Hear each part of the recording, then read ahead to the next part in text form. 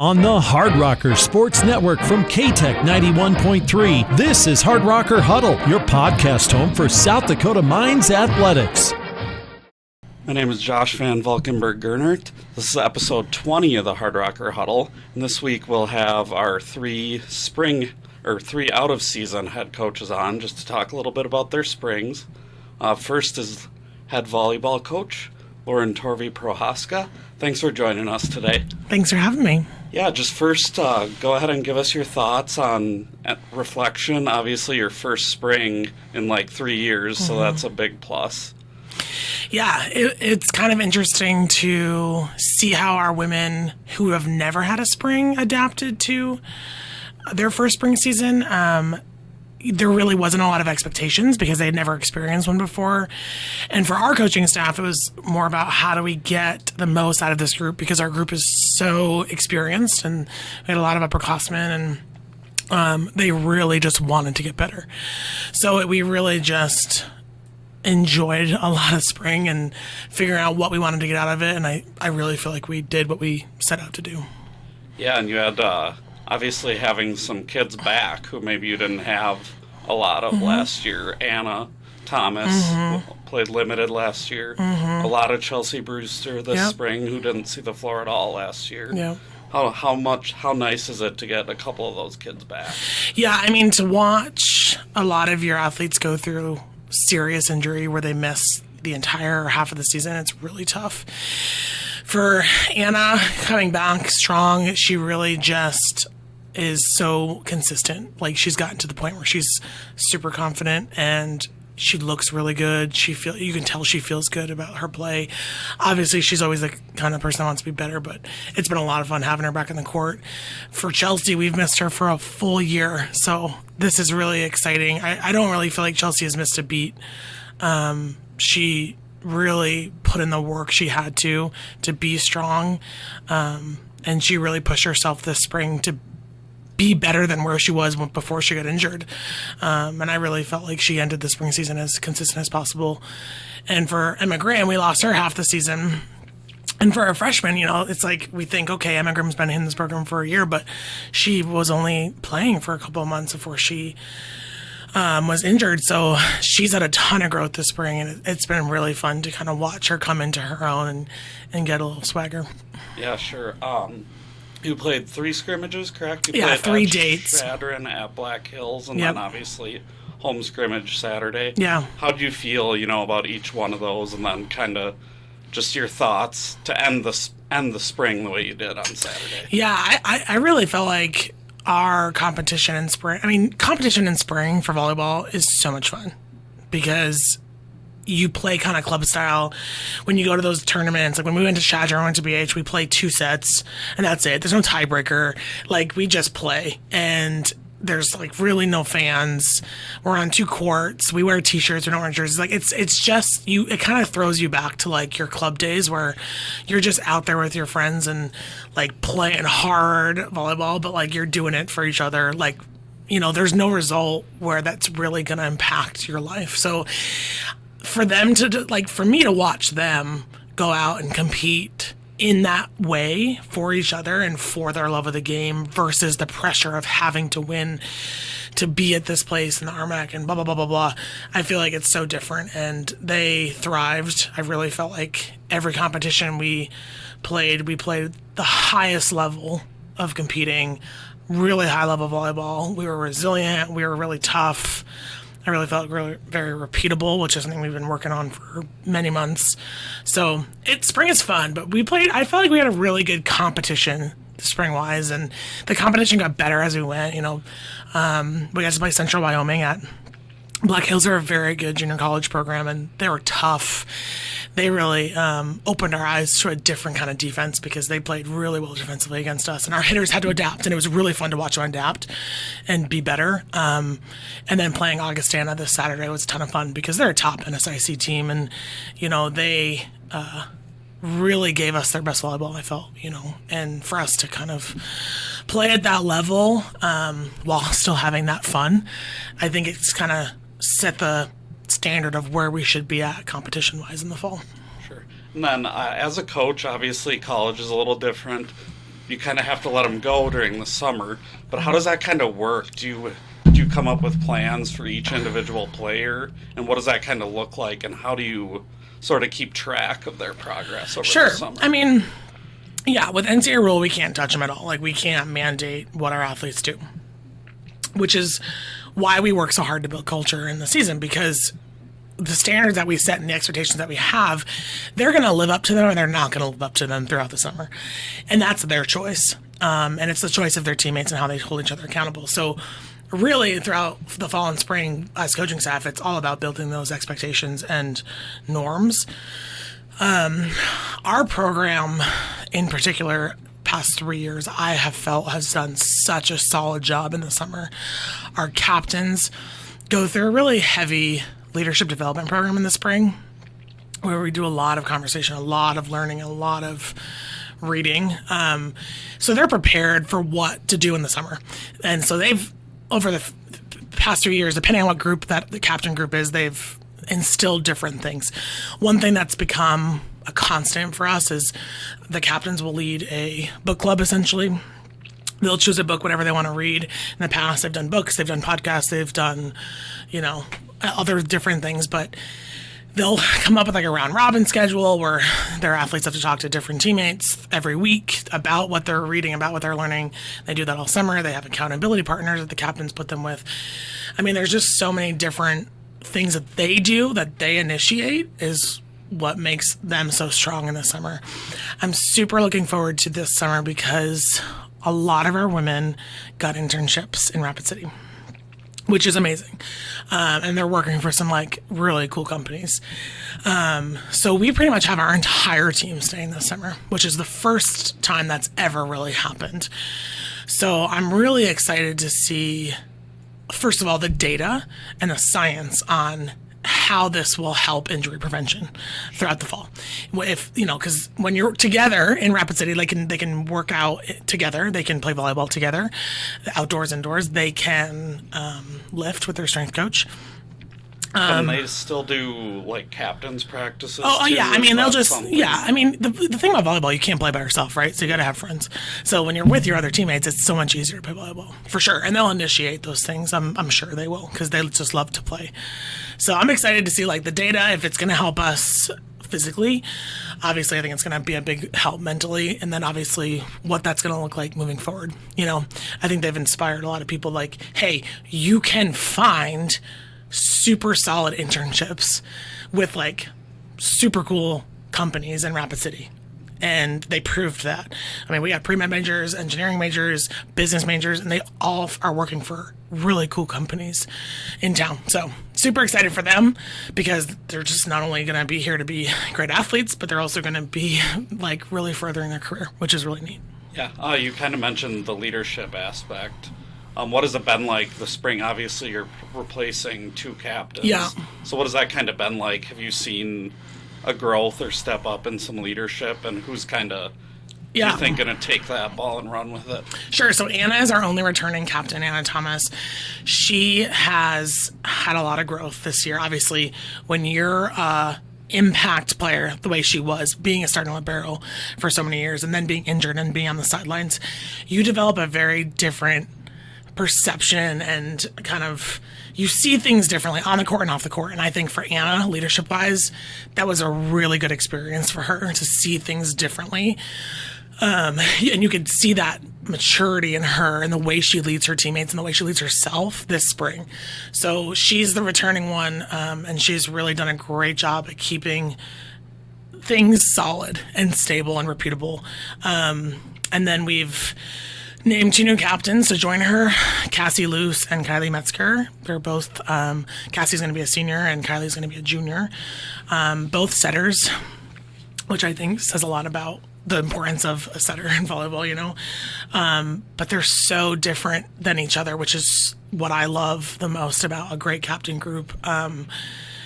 Cassie is as tough as nails, and she will tell you how it is all the time. She loves to compete, and there is no off switch with that kid. And I think the way she leads by example is so fun to watch, especially in her learning her new role. And it takes a little bit off of Anna, which is great. And then Kylie is smart, and she is super consistent in the way she is on the floor and off the floor. She's a great friend, great teammate. Really just knows how to keep everybody calm. So the three of them have a really nice balance. But yeah, the two new captains, they've done a lot of learning this spring. They're not done yet. I've really seen a lot of growth and maturity, and they've really welcomed the responsibility of what it is to be a captain in this program. And you can see that Anna's enjoyed having them as well. You had a little bit of a shake-up, well, maybe more of a shuffle in your coaching staff as well going into the spring. What was that kind of adjustment like to first be without an assistant for a little bit, and then obviously promoting Annika from within? Yeah, so it was very, very sad to lose Tony. He was such an impact to our program and did such a great job, and everything that he set out to do, I really felt like he did it for us. Obviously, Tony is still very much a part of our lives, and, he'll always be helping us for sure. The thing about that shuffle was I knew it was coming, so we were very much prepared for what the next step was going to be. Tony was very confident in Annika's abilities to go from a volunteer assistant to a full-time assistant, as I was. But it was really great to see Tony sort of step up and mentor Annika a little bit to be prepared for that role. And after 2 years as a volunteer assistant, Annika was ready. I mean, she has more passion for coaching volleyball than most people I know, which, when you're young, as she is, you have that. You have that spark in you, and you just want to absorb everything, and you want to learn, and you want to do, and she does all the dirty work, and, she'll say yes to everything, and she's just such a team player. But yeah, she's grown a lot. It's been really fun to have her on the sidelines. She's taken a huge responsibility in recruiting, which for somebody that is going from like a volunteer to a full-time assistant in college coaching, you don't do a ton of recruiting as a volunteer. So for her to be on the road and talking to recruits and talking to parents and getting all these visits scheduled, which she has, and hosting kids, she has done such an incredible job in that role. She's done a really wonderful job at keeping our team together with culture, and she's a great pillar to lean on for our women. She leads by example really well. She understands volleyball. She wants to just learn all the time. So it's been a lot of fun to have her, and I'm really excited to see where we go over the next few years. Yeah, and you kind of already mentioned hitting the recruiting trail. Is there still something maybe you're looking for to bring in for the fall potentially, or are you looking more into the 2023 at this point? I mean, I think any college coach in most sports will tell you we never stop, right? Because sometimes that kid will land on your doorstep. So the door's never fully closed. However, yeah, we're pretty much done. We have 7 freshmen coming in we're stoked about. Great people, great athletes, great students. So very excited about them. Yeah, we've hit the ground mostly, spurred by Annika and her traveling, but we've hit the ground a lot with our 23s. We've had almost, I think, 5 official visits now with 23s on campus. So we know exactly what we want in that 23 class. We have 1 committed already, and we really are excited about the offers we have out. We hope that it ends up going the way we want it to. But that 23 class is going to be strong. It's going to be very talented. And when we lose 8 seniors, which we will this year, it has to be. So we're excited about it. But yeah, never fully done, but yeah, we're ready to move on. Yeah, and you mentioned losing 8 seniors. Part of that, too, is just having to balance out your classes, like bringing in 7 this year. And then you have to... Like men's basketball kind of ran into this where they had 0 seniors. So now the next couple of years they really have to work to balance out those classes. And I think that's always a tough thing, and you never know how it's going to go. And especially when you come in, like for me, coming into the head coach's program in a rebuild situation, I knew that first class was going to be massive. And so that's the 8 kids that we brought in that first year. And yeah, we didn't want to be in a position where we graduate 8 and then it's like, oh, let's bring in 8 to replace them. These 7 freshmen to play with these 8 seniors who, hard rocker volleyball is everything to them. And they are committed and they really are passionate about what we're going to do in the future and their legacy. So I wanted those 7 new kids to learn from them in that process. And then we don't really skip a beat when we graduate them. And that's ultimately the goal. All right, I don't have any other questions for you. Cool. Thank you so much for joining us, Coach. Thank you. Our second guest today, Ryan Thompson, head coach of the Hard Rocker soccer team. Thanks for joining us today, Ryan. Yeah, thanks for having me. I guess just starting off, just reflect a little bit, talk a little bit about, I guess, what your expectations were this spring and what you saw in terms of growth. Yeah, I mean, the biggest thing was just that growth. We had a really poor fall, and we needed to make some changes. So, we really stuck to a plan and just tried to get things done and in order. And, we hired a new assistant coach, and Bill Schaefer, who has brought a ton of knowledge and great teaching ability to the team. And, really getting the guys back together and figuring out who was bought in, who wasn't, what changes need to be made, the little, tweaks here and there. And, so our focus was just to build and really get that solid foundation back that we were missing last year. Sure. You had a couple scrimmages, right? Obviously, yep. Saturday was canceled, but what did you kind of see in your scrimmages that were maybe positives and maybe some things you'd still like to see guys work on going into the summer? To start off, I think that we were fired up to play again, right? We're trying to right a wrong that happened in the fall. So the guys were hungry, and that's always a positive, right? The downfall was that we really started off slow in games, and was a huge focus for us, going from our first game, especially into our third game, was how do we start off strong and fast, and when we know that we're better than our opponent, how do we kind of assert that dominance and really prove that we're that dominant team?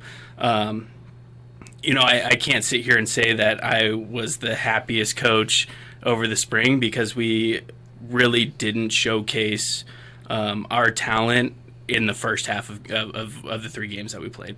Now the second half was a completely different story. We dominated most teams in the second half, and we came out firing, and I don't know if that's the halftime speech or what it was, but we really proved ourselves in the second half of those games. Now how do we get that for a full 90 minutes?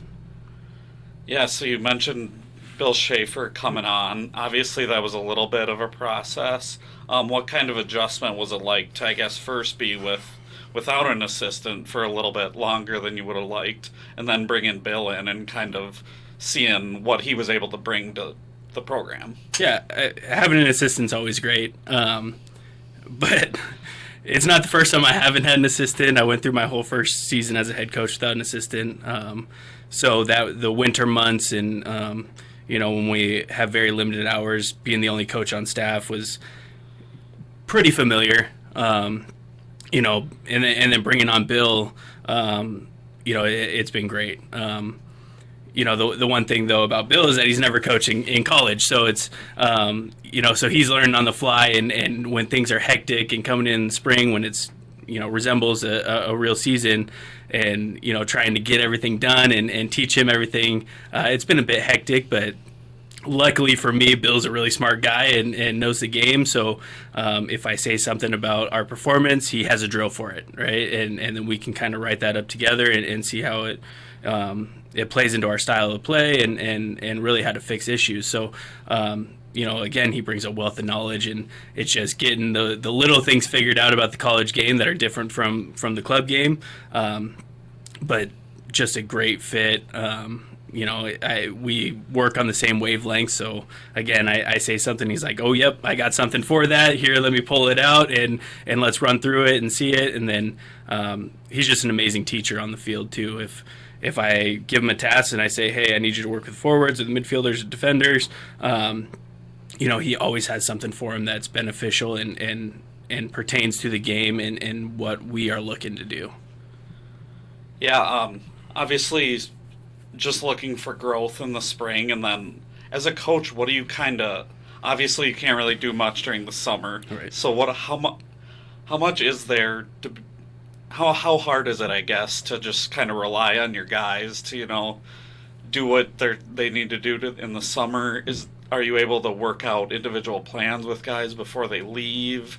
How does that all kind of work? No, we're pretty much in a no contact. So, yeah, it is tough because, you don't know what they're doing, right? They go home and they could be sitting around all day for the whole entire summer and playing video games and eating chips. Or they could be out doing what they need to do and playing in summer leagues and working out and running. But you just really never know, and we can't keep tabs on them. I can't fly everywhere to go see these guys. So I put a lot of responsibility on my captains, who the team voted for captains in the fall or in the spring. So we got Elias Bergfeld, a grad student out of Germany, and Hayden Jaramillo, a sophomore out of Arizona.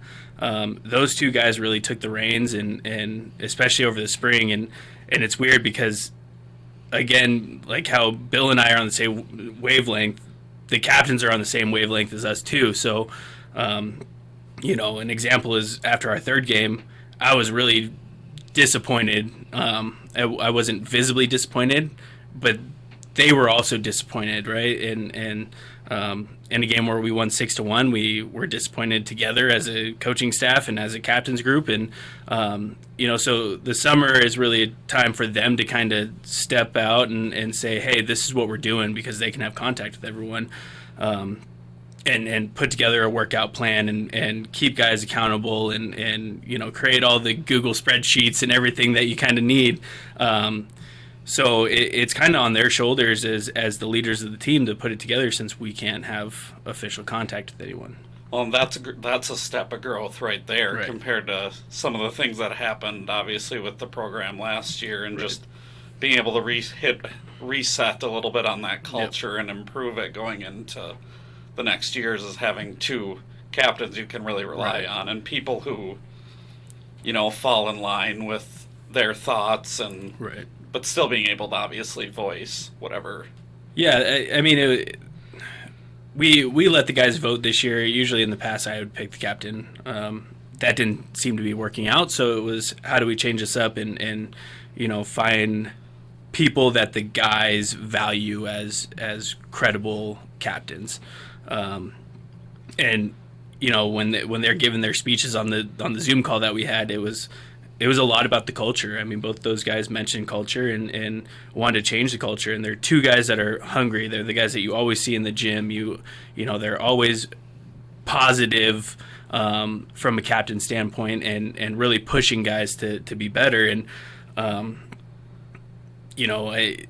that change of culture forces people to either jump on the train or not, and either get on board or get left behind. So, that's one really big thing that this program needs is someone that's going to say, hey, the rest of us are moving along. If you're not going to be a part of it, then don't be a part of it. And we have had guys that have quit this spring, and we don't know if that's going to be a positive or negative, but we do know that we've seen a shift in the culture and the shift in the work ethic and all those things that we really are striving to get to, and a lot of that has to do with those captains pushing those guys. Sure. What is obviously bringing Bill in? Have you guys kind of hit the ground recruiting right off the bat already, or is that more looking like going to be more of a summer thing? What are your kind of plans? Maybe do you still plan to try to bring in one or two guys for this fall, or are you more looking at 2023 at this point? Yeah, so the thing about not having an assistant for the extended period of time is that I do a lot of I do everything, right? So our recruiting class was pretty full once Bill came in for 2022. So I tasked him with identifying 2023s and getting out to showcases and tournaments, and so he's already been on a recruiting trip. He's going on another one this weekend. So we're kind of hitting the ground running with those 2023s. As for 2022s, we have maybe one or two guys left, but there's already offers out, so we're just waiting to see if they accept them. If they don't, then obviously we go hunting a little bit further. If they do, then we're pretty locked up, and the recruiting class is done for next fall. Sure, and you do have quite a few numbers coming in already as it is. So what is it kind of like to be, Obviously, soccer's a little bit more of a numbers. Right. You generally have rosters of 25 to 30, right? Mm-hmm. So what is it kind of like to have to balance out those classes? Yeah, it's difficult because, over COVID, we held a 40-man roster just because we didn't know what was going to happen. So, now we're starting to kind of slim down those roster sizes and pull in lower numbers of classes. Because, again, I want to be, about 27 field players and 4 to 5 goalkeepers. So, a roster size of, 31, 32-ish. And, we're getting there. The classes are going to be a little bit uneven because we have, 15 in a junior class, but we're only bringing in 10 in a freshman class. So over time, those will start to even out a little bit more, especially as the pandemic starts to go away and we don't need that large roster size anymore. So it's something that's on our minds of we're a small coaching staff of 2 guys, and then we have 2 volunteers that kind of come and go. But with 2 main coaches, it's really tough to manage 40 kids, right? I mean, sometimes it's like herding cats, so but getting that roster size down is really important. It also just kind of brings that competitiveness when you have 1 or 2 guys that you're going up against for a certain spot. You're more likely to continue working as hard as you can, where if there's 5, then that 5th guy tends to just drop off and not really have a chance and kind of show that they don't really want the chance. So getting that roster size down is really important for us. What do you think were the biggest positive signs of growth this spring? I would say that shift in culture, and getting that roster size down in the spring. It allowed everyone to have pretty equal amounts of minutes and get quality repetition against some pretty decent competition. And it really let people kind of stand out, which is a huge positive because there's guys that they didn't play a ton in the fall. Well, now you get a chance in the spring. What can you do? And a lot of those guys really proved themselves to be, good college athletes. So, we kind of see people in a different light when you're not in that, massive 17-game season where you're traveling every weekend and, guys get kind of lost on the bench. Now that's, hey, we have low numbers, let's throw everyone in and let's see what you can do. So, some of the guys that may not have been rated as high on that depth chart really stepped up into a position where now we're questioning, hey, does that person get more minutes? Do they take a starting spot? What happens? How are they going to come back in the fall and what's it going to look like? Being a soccer coach in the Midwest obviously isn't always the easiest thing. We don't have an indoor facility here. So how do you kind of, when you are forced to go inside for weather-related reasons or any other reasons, how do you kind of still, obviously it's an unnatural surface. It's Right. just not, the width isn't the same. How do you still get improvement in those days where you are forced to be in Fraser or wherever else you have to go? Well, luckily I've only been a college coach in the Midwest, so it's something that I'm pretty used to and having to adapt and kind of think on your feet and move, training sessions around. So Bill and I have a pretty good kind of fallback plan on days where we can't get outside, and that's a lot of just technical work, a lot of individual type of stuff. So it gets a move in, we get a little bit of fitness in, we get just touches on the ball, get them comfortable with the ball, especially on a foreign surface. It's if you can control a ball in a gym, well, you should be able to control a ball on turf or grass. So we focus a lot on just that footwork and the kind of going back to the basic fundamentals of the game.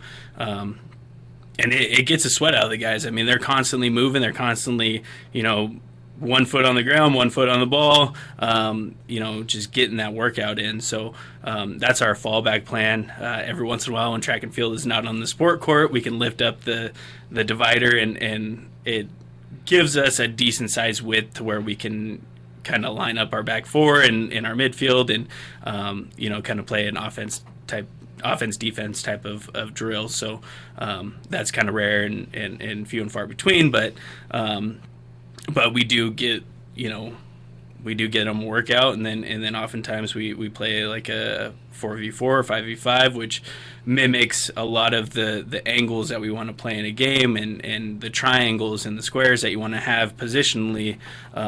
It gets them moving in those, and how to press in numbers, and there's little bits of things that you can take that are small portions of the game on a big field. But if you can perfect them into a gym, then they translate out into onto the big field. So, all right, I don't have any other questions for you, Ryan. Thanks for joining us today. yeah, thanks for having me. Our final guest today on the Hard Rocker Huddle, I have Charlie Floor, head football coach. How are you doing today, Charlie? I'm great. How are you doing? Good. Thanks for joining us. First off, I just wanted to get your overall thoughts on, how the spring went for your team. Very happy with the progress that we've made this spring.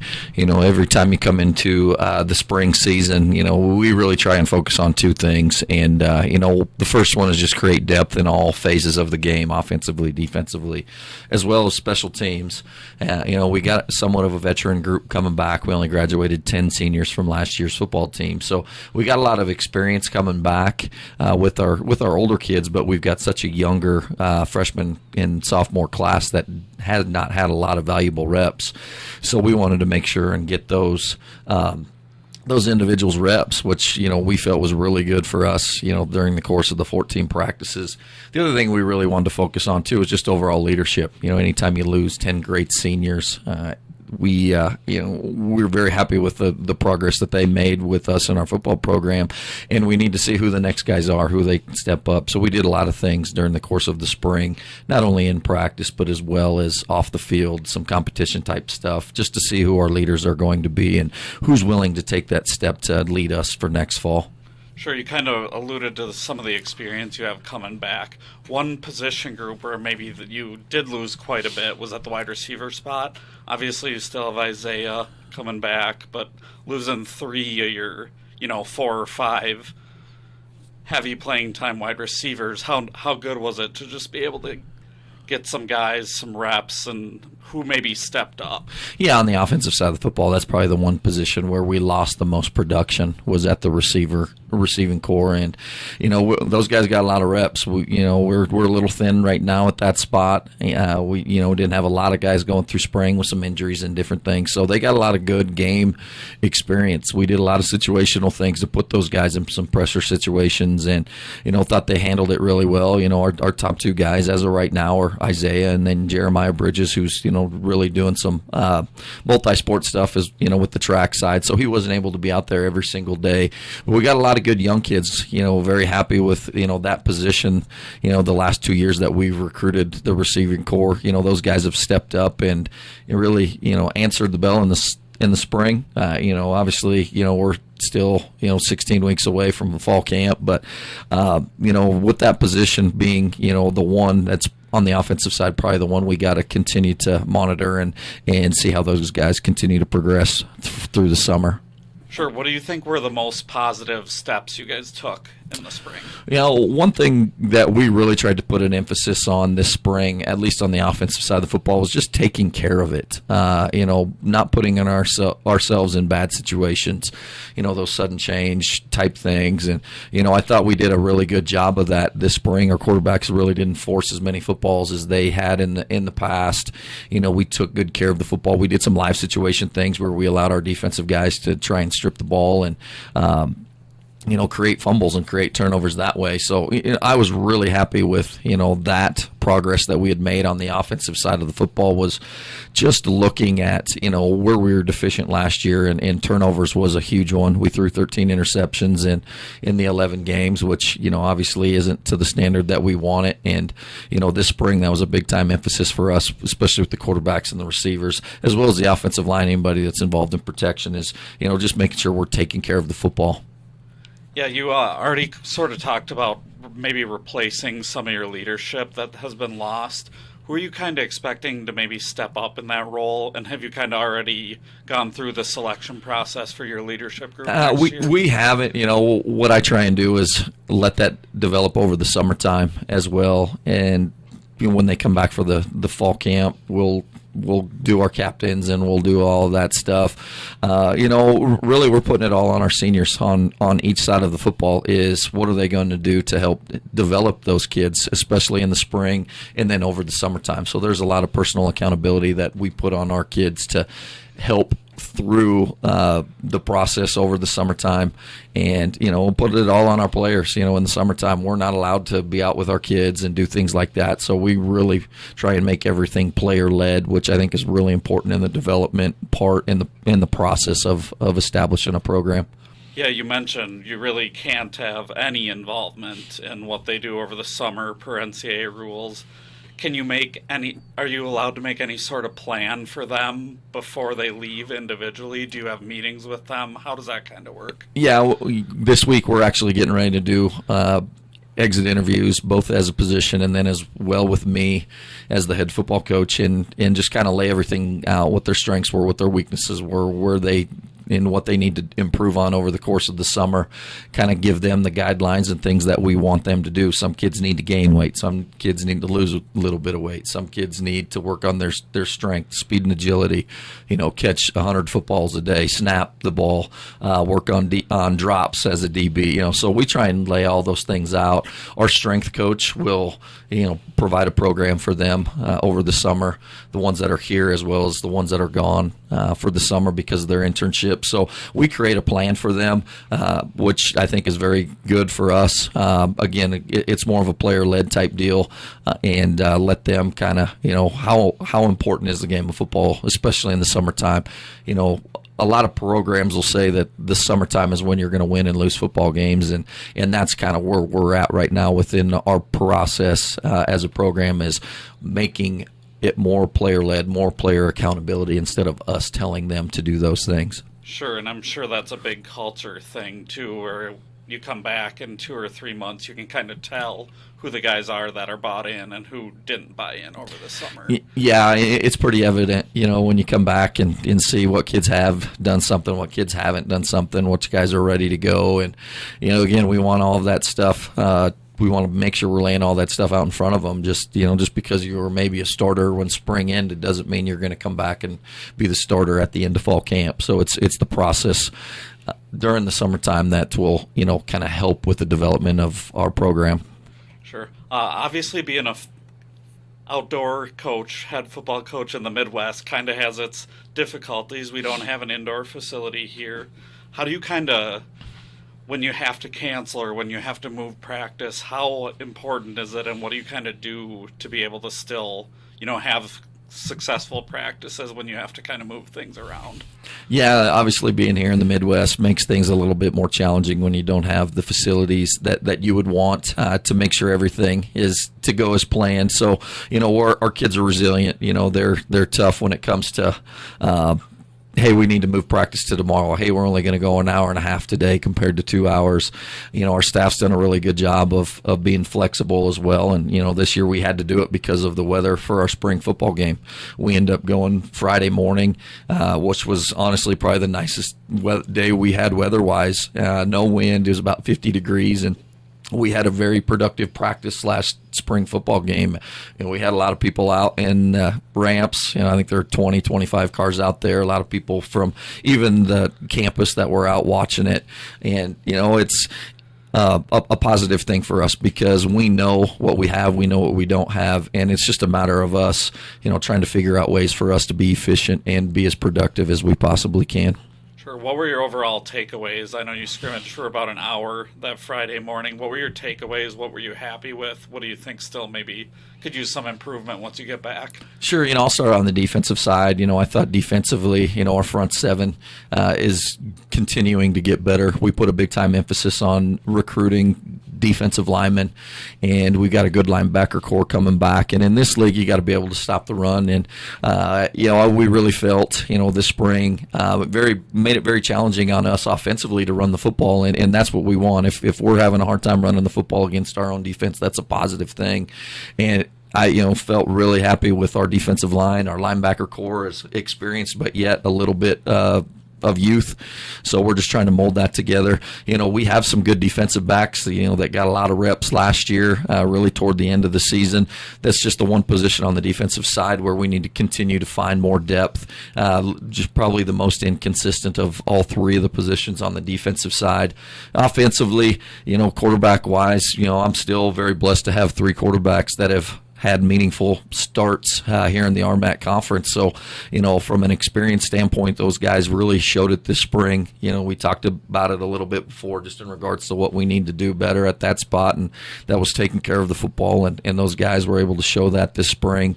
Offensive line-wise, we got a lot of good kids coming back as well, but again, we just got to continue to develop more depth. We have some redshirt freshmen that have a chance to come in and be within the two deep next year. And again, it's trying to mold what our top five are going to be and putting them in a place where they're all going to be cohesive together and be able to, block in the run game as well as protect in the pass game. Running back wise, we lost Ahmad Lewis early last year, and we had Caleb Roth come in and do a really good job the second part of the season. He was unable to go this spring because of an injury, so we were really able to see what backs we had within our program to come in and kind of be that number 2, number 3, number 4 back. In college football, you've got to have more than one, more than two backs. It's a tough position to play week in and week out, and I was really proud of our backs this spring. We talked a little bit about the receiver core already, but again, it's just developing depth within that group, finding who our playmakers are and seeing what guys can do, how versatile they are and what they can handle. And then our tight ends, we got two kids that have a little bit of experience from last year. And then we have a lot of freshmen. So that's the one position where we lost a lot from a production standpoint.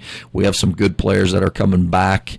And it's just, a matter of trying to create the continuity and a little bit of faith and trust and confidence in what we're doing.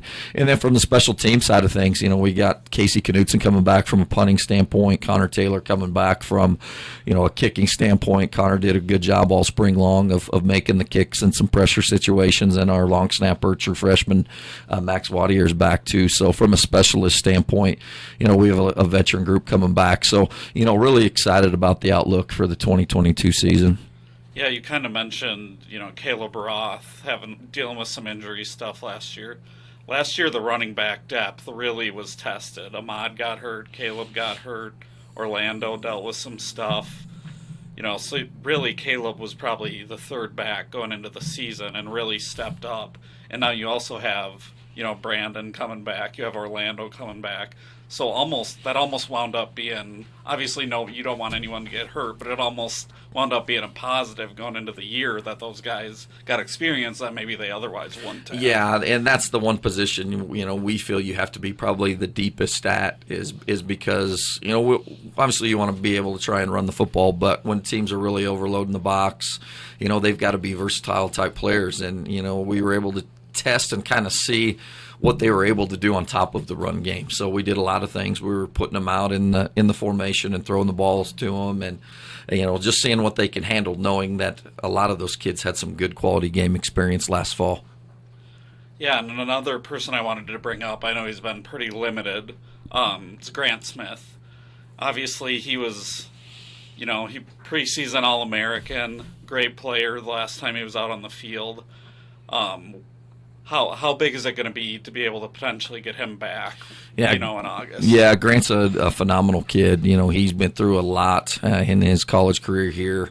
And, not being able to watch him play after week 3 was really tough on us, but obviously really tough on him. But he's handled it as best as I've seen it in a long time. He's up in the office. He's wanting to learn, how do I break down film? How do I get better as a player by not being on the field? And he's really stepped his game up that way. He's got dreams and aspirations of playing at the next level, and he knows and understands those are the types of things that are going to help him out moving forward is, just truly critiquing himself, but also watching what the opponent does on the field, as well as getting better within his craft on the offensive line. But really been proud of him, and how he's handled himself this past year, knowing that he's chomping at the bit to get back on the field.